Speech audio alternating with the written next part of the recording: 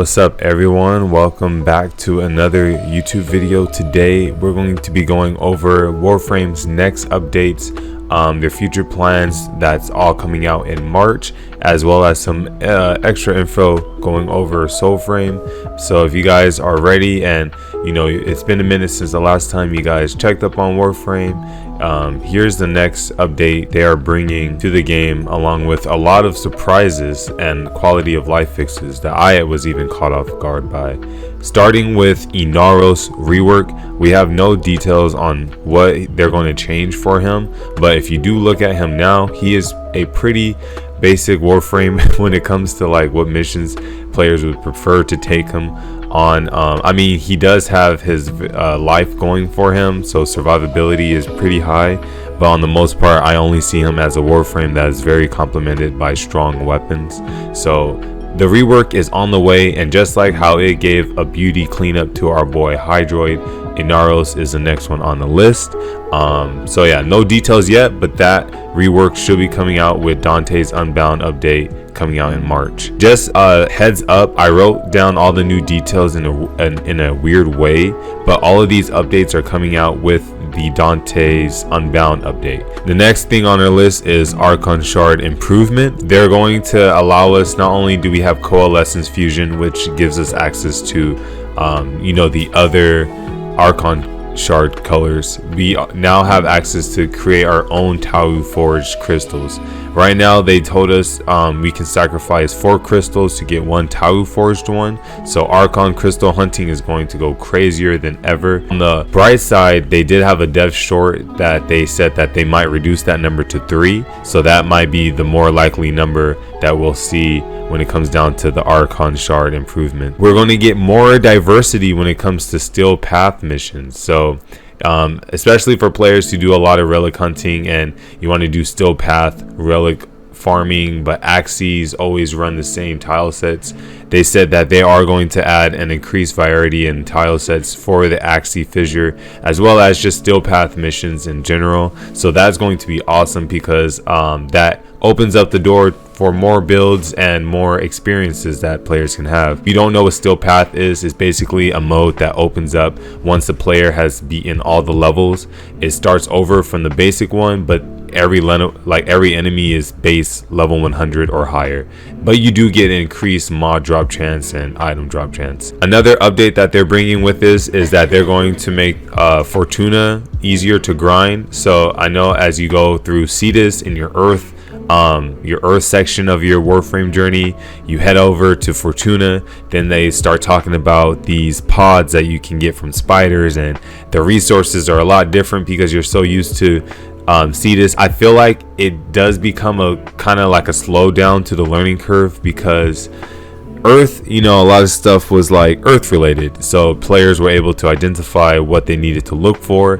Fortuna does have the same thing, but it is more sci-fi, so players might get more confused. The environment's not as Earth looking. But the next thing is that for Deviri Paradox, they're going to have progress save. So when you do your circuit or your Steel Path circuit, I think they said that they're going to allow us to save that progress so that if it were to rotate, but I'm not sure how. They didn't go too in depth with this, so I'm not sure how the rewards are going to work. Now, I don't know why I didn't start with this first, but Dante Unbound is the name of the next update coming out in March. This update is definitely going to be before Warframe 1999, and was surprising because I thought Whispers in the Walls was going to get like an Echoes, so I guess we can treat this as the Echoes update maybe. But going over this update is bringing a lot of new stuff, more importantly a new Warframe called Dante. Now this guy, just so you have a general idea, he's like a male wisp, so his movement is kind of like floaty like. So I'm curious on how his movement animations are going to be, which is cool. He was the Orican categorizer. He was also a skilled warrior. He does come with an exalted grimoire called the Noctua. So this book is only set for him, kind of like how we have Messa's pistols or the exalted blade for Excalibur. He does come with an alternate helmet. I'm not sure what his first ability was, but I know his second ability was the Book of Life, and the third ability was the Book of Death, while his fourth ability would utilize the last two moves that the player used. So if you did a Book of Death and a Book of Death, then your last move would be a 2 times Book of Death. If you did the Book of Life or the Book of Death, then your last move might be a combination of the two, or you might pull off some hollow purple or something. But it does sound interesting. A new meta and a playstyle is definitely sounding like it's coming with this new warframe. On top of that, we're getting this sick new deluxe skin for Stynax. I was out my mind. I was legit like tripping out when I seen it. It looks magnificent. Just the fashion framing, they just know the fashion framing is top tier, so they gotta give us that. So I am excited to get this. Let me know what you guys think about this deluxe skin. Do you guys like it better than Sevagoth's deluxe skin? We do have Soulframe and Warframe showing us an example of how they are working in co-op. So when Soulframe was announced, they did say that when any improvements Soulframe would make, they would bring it over to Warframe since it's the brother game. Vice versa, any improvements to Warframe, they would bring it over to Soulframe. So one improvement that Soulframe does so well is how they're showcasing the affection or the interaction animal cutscene. On top of that, there is going to be an update where there's no longer sticky corners.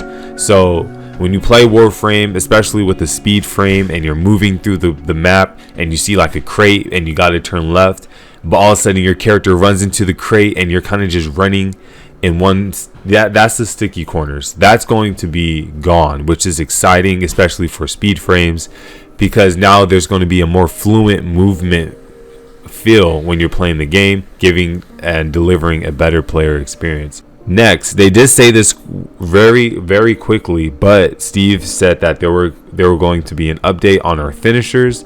He did mention that sometimes finishers don't pull off when you're in front of them, vice versa. So I don't know if they're either A, going to improve the animation or the interaction time or the window of how you can pull off the finishers.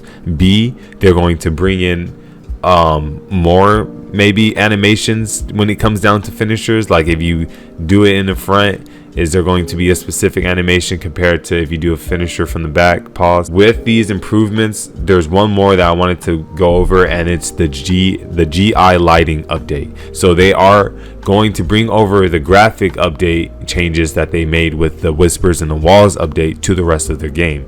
That update specifically has higher GI lighting and texture rendering in that map and tile sets compared to the rest of the game.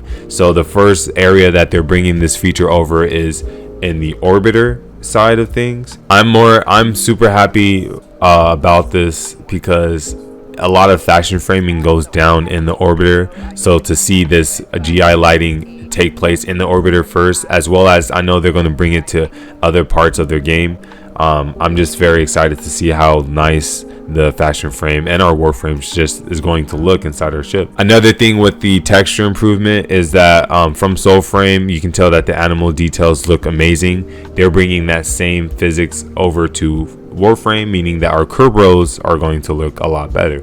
If you see Protea, her armor, the feathers look very detailed and nice. So why not have all fur look just like that, meaning our Kerberos, and I hope our Kavats are getting the same love. Another thing they mentioned was alternatives to Nether Cells. So Nether Cells is a 5 times per week mission you can get from Tafgir, which is in the new syndicate, from completing Whispers in the Wall, which can grant you a chance to gain an additional Archon Shard. So you can do those to get more crystals, and sometimes you get them, sometimes you don't. Players did talk about like the drop chance that happens, so they did say they were working on improvements to that system, as well as offering an alternative mission in which you can probably get your Archon Shard at a better drop rate. Going over more with this update, they are starting star days this week for the month of February. If you want some more free rewards, be sure to drop in the month of February. On top of that, we are getting 12 new tile sets, especially including the tile set that shows the train teleport from one part of the map to the other. You can see it in the trailer of Whispers in the Wall. I know they felt sad when I was playing that mission. I was like, dang, they only animated this just for this one mission. So what, am I only going to see this when I play the story mode? But I obviously want to use that asset. Eclipse is finally getting fixed. Say they were going to fix it because it was a complicated issue in which how Eclipse is working, you know, because it does get stronger, and depending on how bright or dark the areas you are in, I feel like they should just scrap that idea out and just either A, use the min or the maximum values and just go with that, or B, have it as a toggle. Another thing is that there's going to be a new murmur type enemy in the game, kind of similar to how the Scathing Whisper is in the game. If you don't know what that is, it's like a side boss that you have to look for that can give you a special melee arcane. More weapons are coming with this update. We're getting the Ruvox, which is like an incarnate fist weapon, and when you activate the incarnate form, they turn into claws, so that's awesome.